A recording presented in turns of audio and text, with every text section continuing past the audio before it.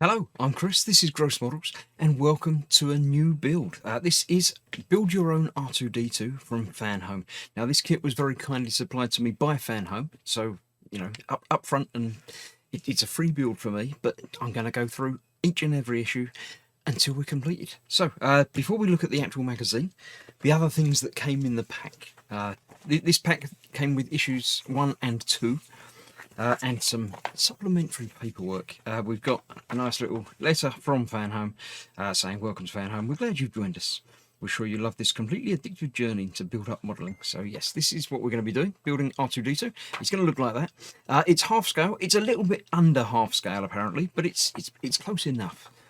So yes, little introductory letter, another advertising brochure here telling you about the other things that Fanhome do. Obviously the Iron Man build that I'm already doing, the Fast and the Furious Dodge Charger. That's the 3 model kits that they do. They also do some figures that are like collectible series, and the Star Wars busts, of course, as well, and obviously the R2 that we've got here. Brands Marvel, Star Wars, Fast and Furious, Naruto. I've always seen it written down, never heard it said. And Street Fighter. So there we go. That's the other selections that they do that you can find on their website. As well as that, we have the introductory brochure telling you all about what R2 can do, what he's going to be able to do when it's done, what's in the magazine, every issue. So yes, all advanced electronics, lights and everything else. And there is the life-size picture of the asteroid. So one-piece metal dome, Wi-Fi enabled. It can do AI mode, or you can control it via an app. It's got a video or a still camera. The arms extend, microphone and speaker. Projector, to not actually in 3D, it just projects onto a flat surface, but there we go. Realistic droid movement, I'm not sure exactly what that means, but so app enabled. Pop-up lightsaber pops up out the head. It runs on rechargeable batteries. And that's that. Status displays, including malfunction and diagnostic warnings. Microphone and speaker. I think I mentioned that already. So that's that. Also, if you subscribe, which is the only way of getting this at the moment, by subscribing by Fanhome, you'll get 3 prints, which, if the Iron Man ones are anything to go by, are very good. You get a Darth Vader vinyl sticker, which looks huge, and I haven't got anywhere to stick that. So we'll figure something out with that. A mug, gift book, notebook, and a baseball cap. Right. Also, of course, you get some parts. Now these are the wrong way up. Some of which we won't be using until later on in the build. Some of them we're going to be using immediately. So let's go through the magazine. When we get to the building part, I'll cut and get this off of the backing, because you've got to basically rip off the backing piece and get them all out of the plastic. But let's have a look through the magazine. First, we are designing R2-D2, part 1, in Building the Galaxy. Though it was devised by George Lucas and concept illustrator Ralph McQuarrie, after realising the director's visions, goes to a team of British film technicians. There we go. So he's not quite so squat as the original drawing, but very similar. Behind the magic, silent running. Key in the design was some of the droids in that. A bit about George Lucas. All right, the Astromech Droids Part 1. The R2 series, as if they're a real brand, telling you what all the bits do, where things are, the spacecraft data slot and things like that, and obviously the recharging from the prequels, different arms and what they do, military capabilities, case study of R2. Yep, learning skills way beyond his programming, played a crucial part in pivotal moments in galactic history. Yes, really, the entire trilogy of trilogies is the R2 story. So yeah, scanners and things, bits about LEDs. Obviously, this seems to be because things are going to be used. Obviously, LEDs are used to light up and show things on the panel. So they tell us a little bit about the history of the electronic components, which is quite nice. And yeah, LEDs in the project in robotics, and this is the LED that we've got in this issue. Pioneers of LED technology.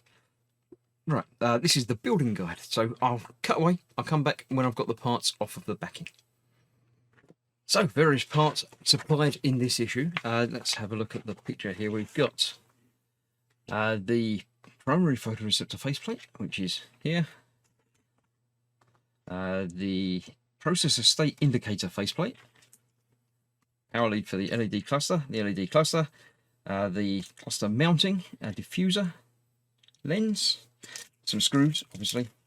The top right shoulder plate is there, and a screwdriver, which obviously, to put it all together, using screws, you need a screwdriver, so they supply you with one of those. Now, this issue, we will be assembling R2-D2's processor state indicator. So it's quite simple. It breaks down nice, easy instructions there. Now, how it works, it doesn't work yet until issues 3 and 4. You get a small circuit board and a battery box. So we can't test it as yet because I don't have the testing board. But we'll get there next time. Well, not next time, because next time's issue 2. In 3 and 4, we'll get to that. I'll put up the picture-in-picture for the build, but it's pretty self-explanatory, this one. Basically, we are taking the cluster, which has a little ribbon connector on the back. It's going into there, with all the lights sticking at the front, and the cable connector coming out the back. And that is being held in place with 3 of these black screws. Funny enough, they've supplied 3. Normally, with these part works, you get 1 extra, but maybe they've learnt their lesson on that, with hundreds of extra screws being provided at the end. The screwdriver seems to be okay. It's a similar style to the... no, it's completely different to the Iron Man one. It's similar to the other part works that I've got, although it's not got the nice little rotatey bit at the end. But it does the job. It seems to be magnetised. It works. It holds the screws in place. I shall probably, going forward, use my upgraded screwdriver that I bought. But it will certainly work fine if this is all you have to hand. We're driving those in there. As it says, do not over tighten the screws. Now, whenever you're putting in multiple screws into a thing, it's always a good idea to get them all in a little bit and then go back and tighten them up, because then you can make sure that everything is lining up properly.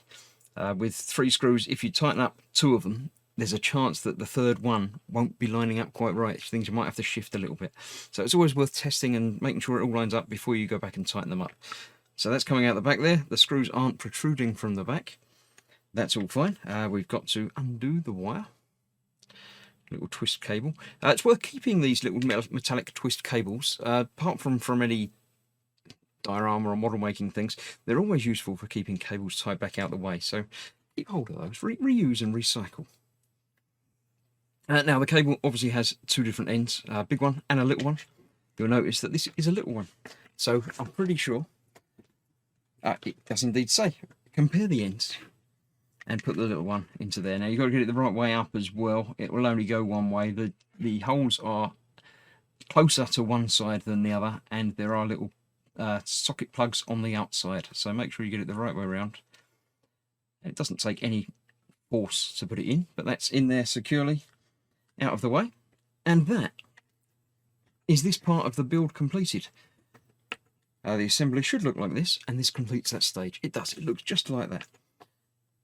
So we're not using any of this yet until later issues. I'll throw away the rubbish. I shall keep that in there. And there we go. So we'll keep all of these safely locked away in a box until the next issue. Now, the next issue has arrived. I shall be doing that momentarily, and the video should be available for you to watch tomorrow. So come back and see what it is we're going to be doing with that. Thank you for watching. Thank you again for Fanhome for supplying the kit to me, and I'll see you soon for the next part. Bye bye for now.